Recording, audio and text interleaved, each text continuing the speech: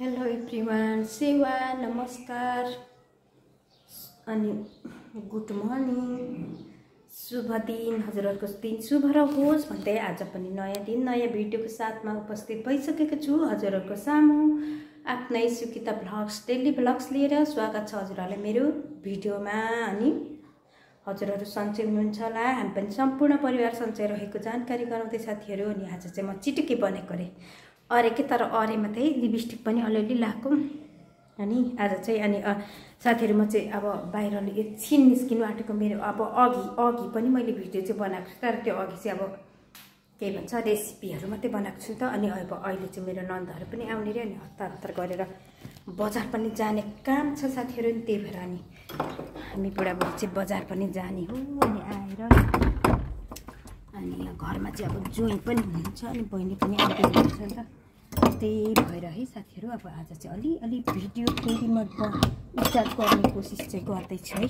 खै के भन्ने र है अनि भिडियो चाहिँ म चाहिँ अब लामो चाहिँ नबनाउने छोटो बनाउने भन्दै टुक्रा बनाउँदै छु त्यस्तै छ है मेरो हाल खबर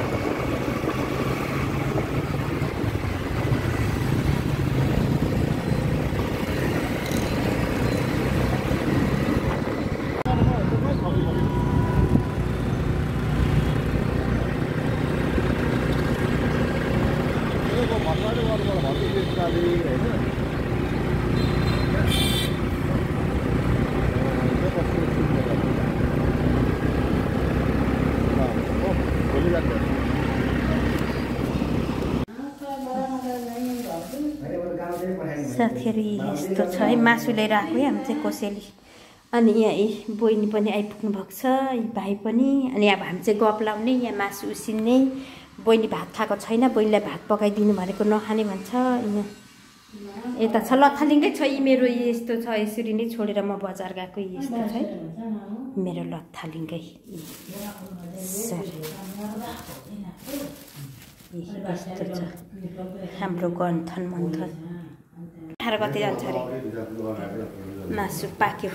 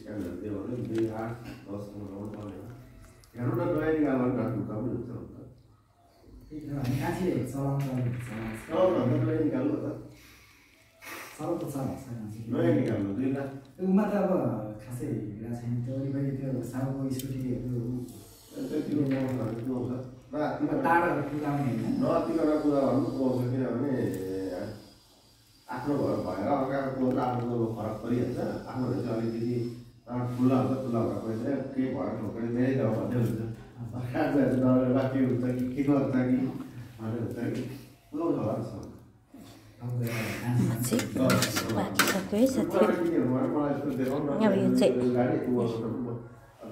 पछि अब यो चाहिँ के भन्छ बट्टामा लाउनु पर्ने हुन्छ खै यहाँ त सेतो देखिन्छ तर पहेँलो छ कि यो चाहिँ अनि हैन ए साथीहरु हाम्रो कोसेली यस्तो आएको छ त्यही भएर मैले त्यो कोसेली फर्काउनु आँटेको के फर्काउनु पर्यो नि त नि आएपछि हैन आफू मात्रै खानु भएन फर्काउनु नि पर्यो अनि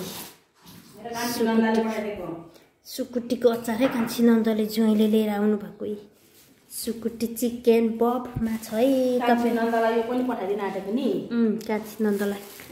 कान्छी नन्दलाई पठाउनु। ठुली नन्द त नजिक छँदैछ, भेटघाट भइहाल्छ। अब कान्छीसँग त हतपत हुँदैन नि, त्यही भएर है किनेर ल्याएको। ठुली नन्द त यस्तो लानेर हिजो 150 रुपियाँ पावा 1 पावा ल्याएको। अनि यो त साथी सुँगुरको मासु सानो मिठो हुन्छ हो कि? हो, त्यो त रोप्नु है लगेर। रोप्ने त कोसेली ठिक्क पार्दैको है। यो चाहिँ मासु, बट्टामा चाहिँ मासु हालेको। अनि यो चाहिँ किनीमा भयो। अनि यो चिउरा पनि, यो मधेसीहरूको चिउरा चाहिँ मिठो हुन्छ नि त। मेरो नन्दले मन पराउँछन् चिउरा नै हालिदिएको। अनि यो चाहिँ घिउ। अनि 1 कार्टुन के भन्छ थुक्पा चाहिँ अब पाउँदैन रे नि त, उता उमा पोखरामा पाउँदैन।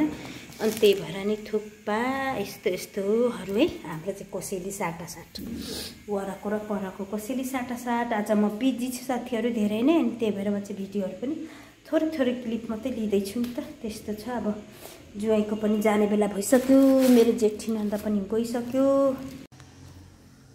अब साथीहरू मेरो चाहिँ सबै अब के भन्छ आज ज्वाइँहरू पनि बहिनीहरू सबैजना बाटो लागिसके आफ्नो। अनि अब मैले चाहिँ भिडियो छोटो बनाएको छु। अब छोटो भिडियो भए पनि म अब राख्ने कोसिस गर्दैछु। अनि एकदम जाडो पनि बढिरहेको छ है साथीहरू। हाम्रोतिर पनि बिहान बेलुका चाहिँ एकदम जाडो छ अहिले। अनि दिउँसो चाहिँ खासै जाडो छैन। अनि भाइ चाहिँ अब नाइटमा जानुहुने, बहिनी त अब लक्ष्मीमार्ग बहिनीको कामले पनि ज्वाइँ भेट्दै पनि आउनुभएको थियो। त्यही नै साथीहरू। अनि अब आजको मेरो भिडियो चाहिँ अब यस्तै नै हो। बिजी साथीहरू। भिडियोहरू पनि हतार पतार जे छ त्यही बनाउँदैछु। अनि यस्तै हो। अब मेरो भिडियो चाहिँ यहीँ बन्द गर्न चाहन्छु। मेरो लथालिङ्गै छ। अनि त्यही भएर अनि थाकेको पनि महसुस भइराखेको छ साथीहरू। त्यही भएर अनि अब आजलाई चाहिँ मेरो भिडियो के कस्तो हुन्छ, हजुरहरूलाई कस्तो लाग्छ प्रतिक्रिया जनाउनु होला भन्दै अब भोलि नयाँ दिन नयाँ भिडियोको साथमा उपस्थित हुने बाचाको साथमा। नयाँ साथीहरू हुनुहुन्छ भने मेरो भिडियोमा कमेन्ट छोड्नु होला। म कमेन्ट हेरेर फलो गर्ने नै छु। अनि मेरो भिडियोलाई मन परेमा लाइक शेयर सब्सक्राइब गर्न नछुटाउनु होला भन्दै बाई बाई एभ्रिवान।